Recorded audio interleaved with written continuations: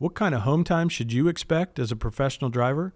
On this episode of Driven Too Far, we're talking about realistic home time expectations that work for both you and your employer. Hello, I'm Andrew Winkler, and this is Driven Too Far, the truth about trucking, a podcast that helps over-the-road truck drivers balance career and family. On today's episode, we're talking about home time. And before we jump into that, I want to talk about a trade-off that happens in trucking. The trade-off is you trade time, your home time, for income. And it's always been like that. And these two things can't get along. As a new entrant or maybe somebody just entering into the trucking industry and stuff, I think it's really important you understand this concept because you're trading your time at home for additional income. And typically, the more time you're willing to be away from home, the more income you can make. And on the flip side of that, of course, if you're looking for those local or home every night top jobs, you're probably not going to make as much money as somebody that runs an OTR route. So it's important that you understand that concept. There's a trade-off for your time and money. There's also a couple common perceptions I think we should address. And one of them is a catchphrase, and I'm sure you've heard it. It's gotten really popular over the last several years, and that's the term work-life balance. I think it's really misleading because of the word balance. And when you hear that, when you say work-life balance, one would tend to think, oh, that means 50-50 or it's shared, it's equal. And nothing could really be farther from the truth when you think about your job and the amount of time you put into that job. I would think maybe a better word than balance would be work-life harmony. Because I think what you're trying to do is find that blend of how much work do I need to put in for the income to my family and still have quality of life outside the office or outside the truck. If you can find a good blend, maybe that's 80-20, 70-30, whatever that looks like for you, then I think you find some harmony when you're talking about spending time with the family and keeping everybody happy.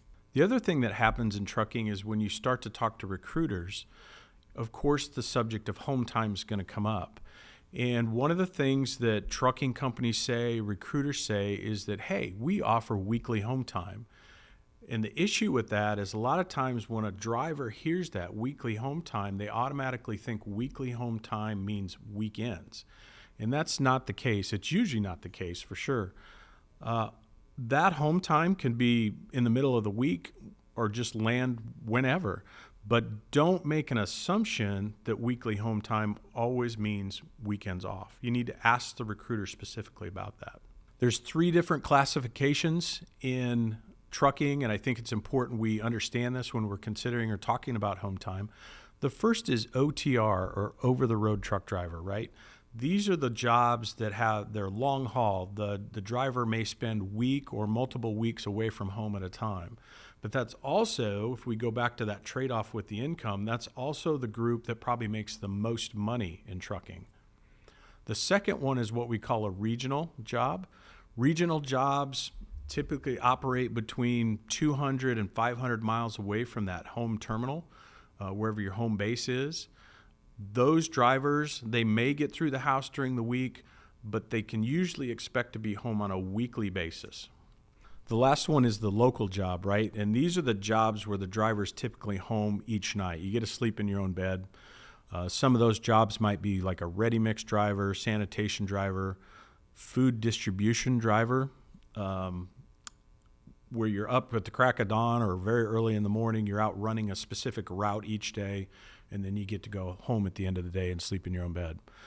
All those are fantastic jobs and careers. Just remember that the trade-off usually was the more time you're willing to spend away from home, the more money you're probably going to make. And on the flip side of that, if you need to stay local, if the family unit requires you to be home more often or home every night, you can still have a great career and a great job, but it's not going to pay as much as the over-the-road jobs. There's a concept that you need to understand when we're talking about home time. That unit or asset that the company owns needs to generate a certain amount of revenue to pay for itself, to generate a profit, and to make sure that you have an adequate paycheck.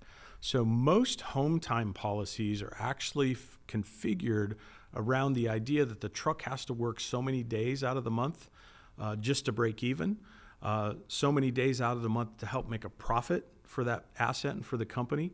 And then the remaining days of the month could then be considered home time for the driver.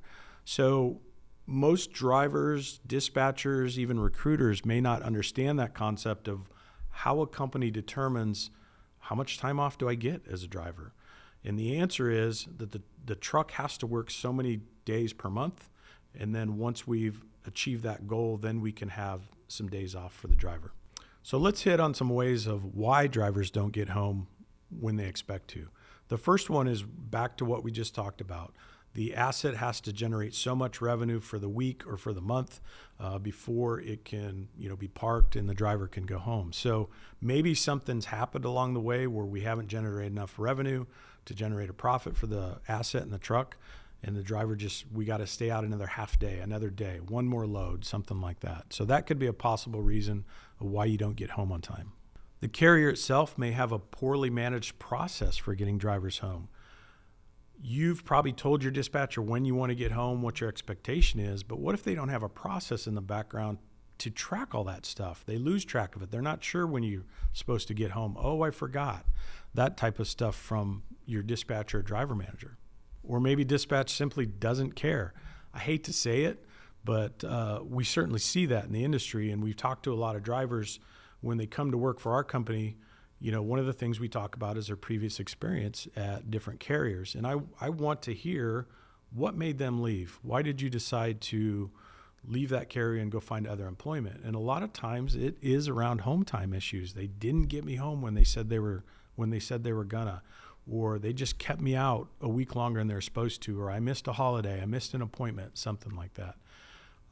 Sometimes that just comes down to I hate to say it, but maybe a greedy dispatcher, a greedy truck line owner, something like that, where they just want to keep the revenue moving on the truck, and they just don't care enough about their employees. Are your communications clear on your home time? If you got communication issues with your driver manager, that might be a reason you're not getting home. One of the best things you can do is communicate well ahead of time of your home time needs and expectations. Whether that's a calendar, maybe your company does it through a mobile comm system in the truck where you have to request time off. But if the communication is broke, there's a good chance you may not get home on time like you should. Maybe you're out of lane, and that's not your fault, but if the truck line sends you somewhere where they typically don't run, it can be more difficult to find a backhaul or a load to keep you moving or get you back to the house or to the terminal. So that might be an issue too, where they sent you somewhere maybe they shouldn't have, and now they got to figure out how to get you back. And there was a disruption in that cycle, in that pattern, to get you back home on time. What if there's simply a glitch in the overall plan? And we've seen that especially lately, right? Where the economy's down a little bit, all the carriers are fighting for the same loads, the same freight, and we get to an area of the country where there's simply not enough freight, and it might just cause a glitch where, hey, we thought we could get you out and get you back by the weekend so you could have your scheduled home time. We weren't able to do that. There was an extra day or two delay in there because we couldn't find a load. So there just may be a glitch or something going on in the system. That could be a breakdown with the equipment as well, right? Something we didn't plan on, threw a wrench into our plans, and now we got to pivot a little bit. One of the things our company does is when we offer a new driver a job, we send them an offer letter so they have everything in writing, and that everything in writing might include their starting wages, the dates for orientation, what they need to bring.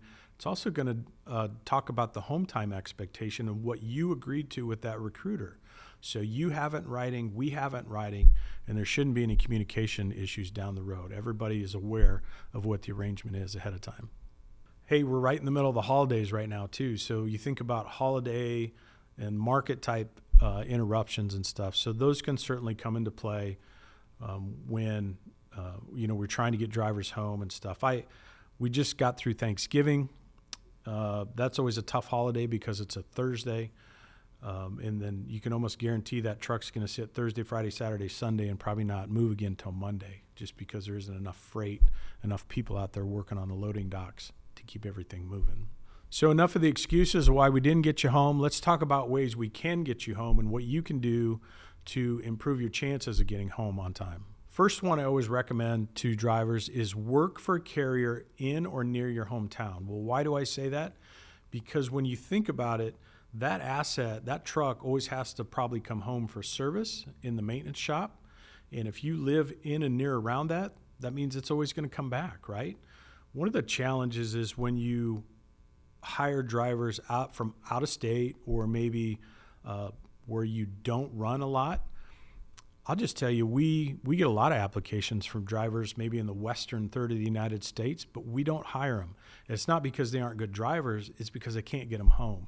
And if we can't get you home like we promise, then shame on us. But we just avoid that problem by not hiring drivers that don't operate or live in our primary traffic lanes. So that's something you can do to start. When you're looking for that job, try to find somebody that is either right in your hometown or at least close to your hometown, because you always know that truck's going to come back for service to the shop. I mentioned it before, but let's get those home time expectations down in writing. So whether that's through an offer letter or whether or not your carrier, maybe they require you to turn in a request for time off, home time request, vacation, holiday time off, whatever that is, follow that process so you have a paper trail and a record of what you asked for and then what they approved. So then you've always got something to fall back on when they don't get you home. You can say, hey, we had an agreement here and you didn't follow through on your end. Schedule your home time in advance.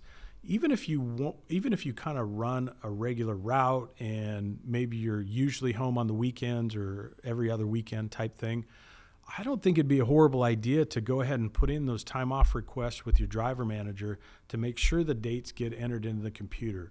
Because one of the things that happens is while you're telling your DM, your driver manager, when you want to be home, did it get communicated to the other people that are helping with the planning and things like that, the other backhaul planners in the company?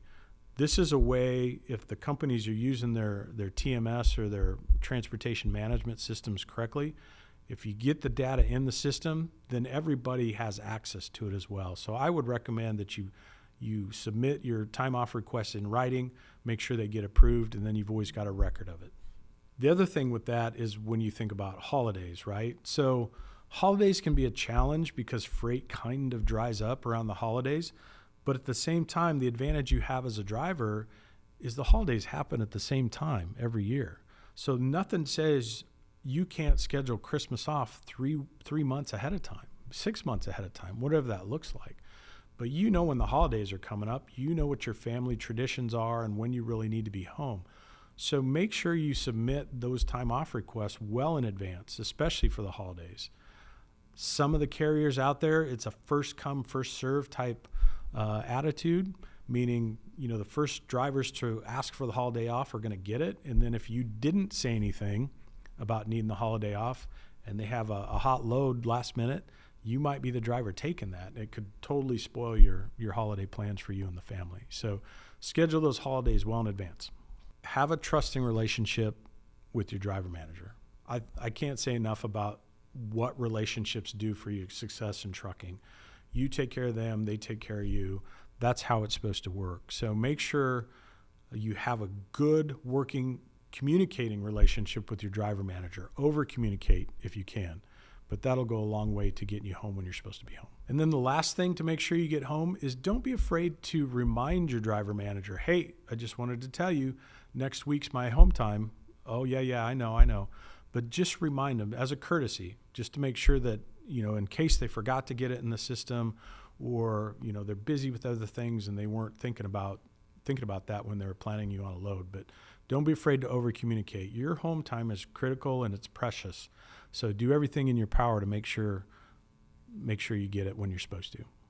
If you can do some of these things with communication and communicating well in advance of things, I have no doubt that you'll get your home time when you need it and your driver manager is going to come through for you. Thanks for joining us on this episode of Driven Too Far. If you're struggling with your current carrier and home time, check us out at chiefcarriers.com.